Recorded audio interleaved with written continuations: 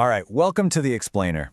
Today, we're diving into what is honestly one of the most mind-blowing stories of pure grit and business brilliance you're ever going to hear. We are talking about Paul DeJoria. This is a guy who built not just one, but two entirely separate billion-dollar companies from absolutely nothing. Picture this for a second. You've got exactly $2 to your name. $2. You're sleeping in your car, you're wandering the streets, literally collecting empty soda bottles just to scrape together enough deposit change to feed your 2-year-old toddler. That sounds like a movie script, right? But no, this was Paul DeJoria's actual everyday reality. Now, flip the script and contrast that with $3 billion. That is his estimated net worth today. The exact same guy who is digging through the trash for bottle deposits went on to found Paul Mitchell Hair Products and Patrón Tequila. We're talking about brands that are sitting in basically every salon and bar around the globe. So how in the world do you bridge the gap between $2 and $3 billion? Let's start with Chapter 1, a rough starting terrain, the early years. To really wrap our heads around his immense wealth today, we have to look at just how brutal his beginnings were. Born back in 1944 in Los Angeles to immigrant parents, life was incredibly hard from day one. His parents divorced when he was only 2 years old, and money was, well, it was virtually non-existent. By age 9, when most kids are just figuring out 4th grade, he was out there selling newspapers and Christmas cards door to door just to help his single mom keep the lights on. And then at age 10, things got so financially desperate that his mother simply couldn't support him and his brother anymore. They were sent into the foster care system. He was forced to grow up so fast.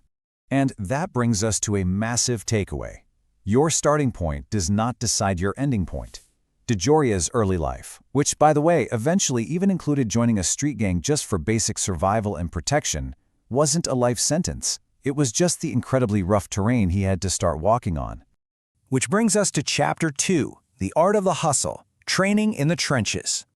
After high school, a quick stint in the Navy, and a dropped-out semester of college, he needed income immediately just to survive. Now, at first glance, his resume from this time looks like a completely random list of odd, low-paying jobs. Janitor, garbage collector, door-to-door encyclopedia salesman, pumping gas. But here's the secret. This was actually a training montage. Every single one of these gigs was quietly building his ultimate superpower. They were teaching him relentless persistence, how to talk to absolute strangers, and how to sell in the face of non-stop rejection. And here's the lesson. No job is beneath you when you're building towards something bigger. He wasn't too proud to haul garbage, and he certainly wasn't too timid to knock on a stranger's door to pitch encyclopedias. He was unknowingly gathering the exact skill set that would eventually make him a billionaire. But you know, progress is rarely a straight line. Enter Chapter 3, Homeless at 35, Rock Bottom. It's 1980.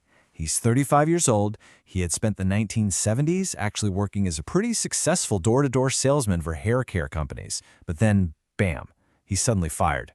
He's totally unemployed, he's single-parenting a 2-year-old son, and he's got virtually zero in the bank. This is the exact moment where almost anyone else would just throw in the towel. Instead of a corner office, he's literally living out of his car. I really want the gravity of that to sink in for a second. The future billionaire was genuinely, truly homeless. He was digging through the trash, hunting for empty bottles to claim the deposit money so his kid wouldn't starve. This was absolute rock bottom. But right there, in that valley of hardship, a spark of hope. Chapter 4, The $700 Idea, Launching Paul Mitchell. He ended up reconnecting with a hairstylist friend of his, a guy named Paul Mitchell, and they managed to scrape together $700. That's it, $700. That was their entire startup capital in 1980. No massive bank loans, no fancy venture capital funding, just $700 to launch what would explode into one of the biggest professional hair care brands on the planet. So how on earth do you build a giant brand with basically zero cash? You use perfectly complementary skills. Paul Mitchell had the product knowledge, he had the genius formula for this incredible hair care line. Paul DeJoria had the hardcore sales experience. Their combined skills totally bridged the gap where traditional funding was entirely missing. This leads us to a huge lesson. Your network and your reputation are assets, even when your bank account says zero. All those years DeJoria spent hustling door to door, they weren't just practice. They'd earned him deep, genuine trust with salon owners all across California. So here was their completely relentless, slow-growth strategy. Step 1. DeJoria would literally borrow a couple of bucks just to put gas in his car. Step 2. He'd drive to the salons and pitch the owners face-to-face, leveraging that hard-earned trust. Step 3. He would let just one yes fund the very next attempt. One relationship, one customer, one delivery at a time. And believe it or not, that is exactly how Paul Mitchell's systems grew into a behemoth, generating hundreds of millions of dollars a year. Now, you'd think he'd stop there, right? Nope. Chapter 5. Building a Premium Empire, The Birth of Patrón. Nearly a decade later, in 1989, he proved that lightning can absolutely strike twice if you use the same playbook. He partnered up with Martin Crowley, and they set their sights on tequila. Now, back in the 1980s, the market totally viewed tequila as a cheap, low-quality, burn-your-throat party shot. But DeJoria and Crowley had a radically different vision. They wanted a handcrafted, high-end, traditional sipping spirit made in small batches down in Mexico. They called it Patrón. And that brings us to Lesson 4. The biggest opportunities often live inside a category everyone else has completely written off.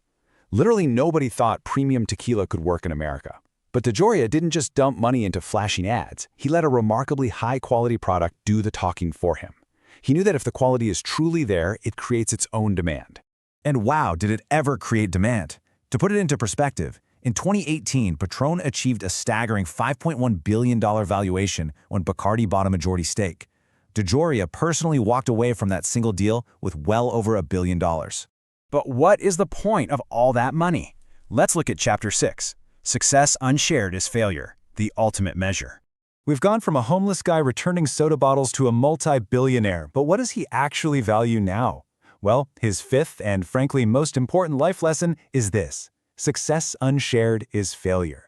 He firmly believes that if you just stack up wealth and don't use it to help people, you haven't succeeded at all. You've just hoarded a bunch of money. And he absolutely walks the walk here. He pours his philanthropy into clean water access, animal rescue, and, this is huge, support for homeless populations. He is directly giving back to the exact community he once lived in.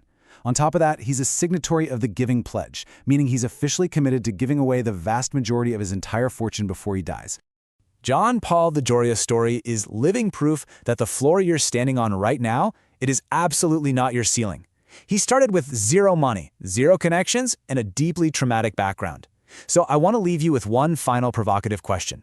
If you had just $700 and one great idea, what would you build? Seriously, think about it.